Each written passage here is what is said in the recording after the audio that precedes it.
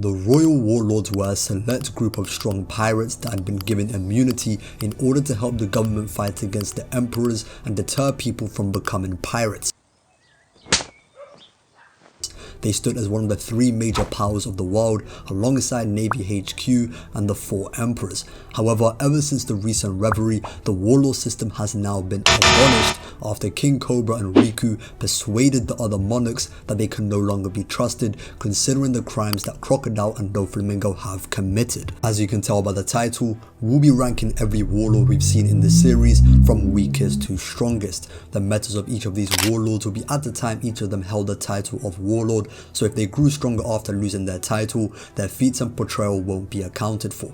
I'll also be ranking them based on what they've shown in the story, but since some of these warlords haven't been shown to go all out, some of my personal opinion may seep into things. If you'd like to see a ranking of all the warlords based on their current strength, let me know by smashing the like button and subscribing to the channel. That'd be much appreciated. Starting off with number 11, we have Buggy the Clown. Now I don't think anyone is surprised that he is the weakest of all the warlords. He only achieved this rank due to his presence in the Marineford War and being a Roger pirate with affiliation to Shanks. He also battled many of the Impel Down escapees that believe in his fake reputation, which made him the leader of a strong and influential force known as Buggy Delivery. Aside from that, there's nothing else to Buggy, so moving on to number 10, we have Sir Crocodile. Crocodile is the user of the Suna Suna no Mi, which gives him the ability to become and manipulate sand. With this power, he's able to absorb the moisture from anything that he touches, turning things to dust or people into a husk. In Alabasta, Crocodile faced off against Luffy after beating him twice, and despite using poison to weaken him in their third fight, Luffy still managed to defeat and surpass this version of Crocodile. It was also stated in the SBS by Oda that if Crocodile had an active bounty at that time, it'd be at least double his frozen bounty of 81 million.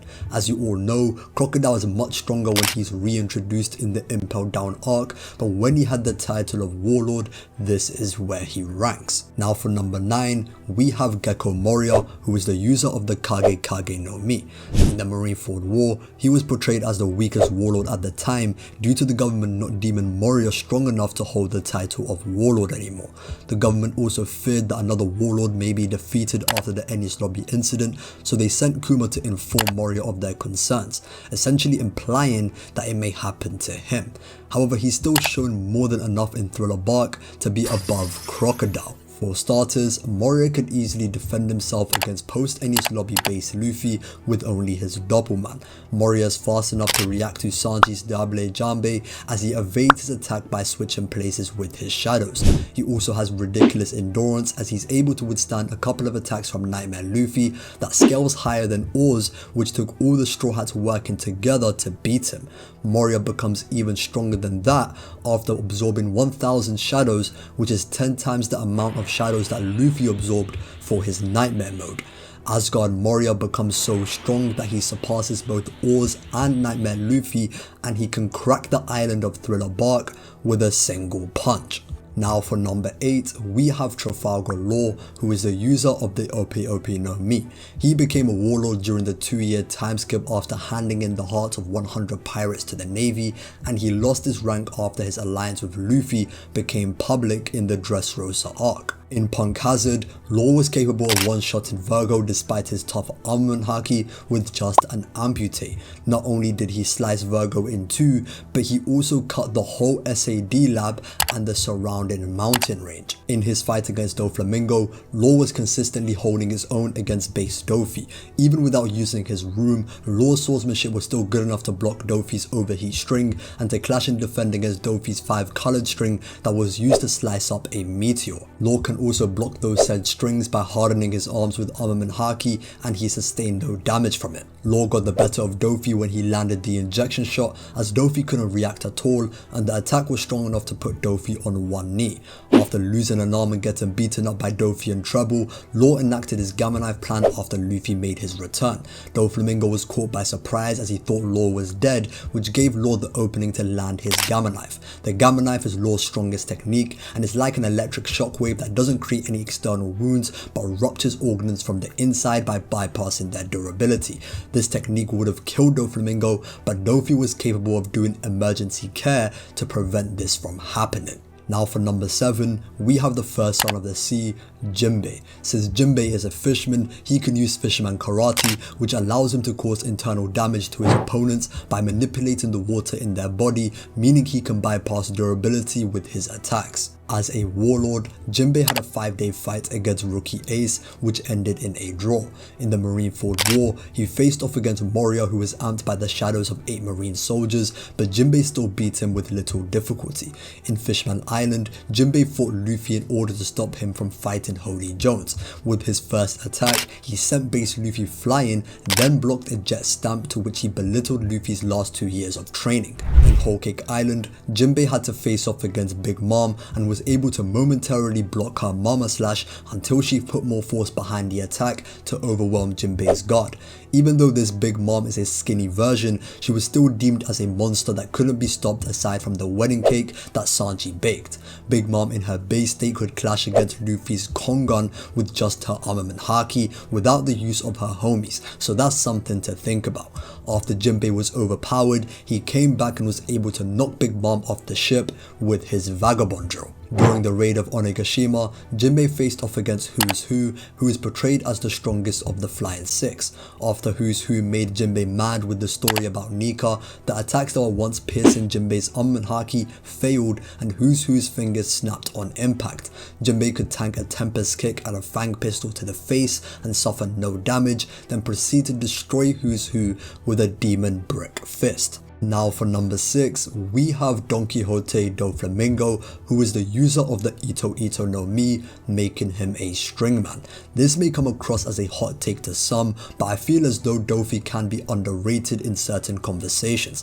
In the Marineford War, he was able to control Jozu with a parasite string who had the physical strength to throw a massive ice boulder that dwarfs the marine giants. The only time Doflamingo's parasite strings have been overpowered was when Luffy transformed into Gear 4. Base Dofi was consistently outdoing Gear 2nd Luffy even after the Gamma Knife, and he could block Gear 3rd attacks. However, Doflamingo's real strength comes from his awakening. With his awakening, Dofi is able to turn his environment to strings, therefore creating stronger strings for offense and defense. Most remember this fight as Gear 4 Luffy destroying Doflamingo from start to finish, which is mostly true, but Dofi still had a couple of impressive feats.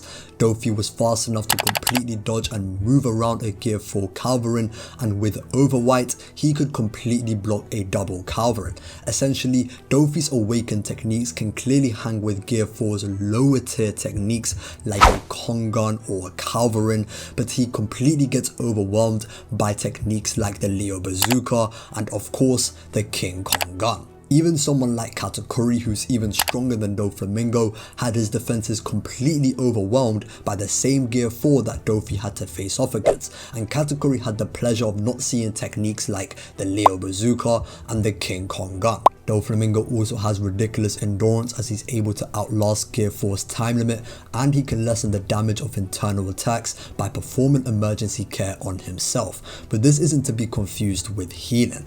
Dofi also has the ability to fly by connecting his strings onto clouds, and he has techniques for different range type of fighters. All this makes Doflamingo a difficult fighter to deal with. And now we've reached the top 5, so at number 5 we have the Pirate Empress, Boa Hancock. She is the user of the Mero Mero no Mi, which gives her the ability to turn her opponents to stone if they have any emotions of love or lust for her. This ability isn't only effective against men, as we've seen women be turned to stone since Boa Hancock is an attractive woman. She is a user of all 3 types of haki, and since her sister Marigold can use advanced armament haki, it's very safe to say that Boa Hancock can use it too. In terms of her basic stats though, she doesn't have any impressive feats to speak of, such as protecting Luffy from Smoker and knocking pacifistas out of commission in the Marineford War. On the other hand, she doesn't have any anti-feats that cap her raw stats at any particular level, and her strength is praised by the likes of Sengoku. The only reason why she's this high up is due to the likes of Blackbeard being unable to resist her charm despite having top tier levels of armament haki. Hancock can also turn anything she attacks to stone as well, making her a very difficult opponent to deal with. The only way to beat her based on what we know would be by some chance one has the armament haki levels to counter her delve-through abilities, or if one has the speed to blitz her before she could pull off an attack. Blackbeard was able to catch Hancock off guard while she was midway through naming her attack against Kobe, so in a normal fight setting, Blackbeard seems to have the speed to get to Boa Hancock before she can land one of her love spells on him. I can't say the same for everyone below Boa Hancock on this list, which makes number 5 a nice spot for the Pirate Empress. Now at number 4, we have the man known as the Tyrant, Bartholomew Kuma.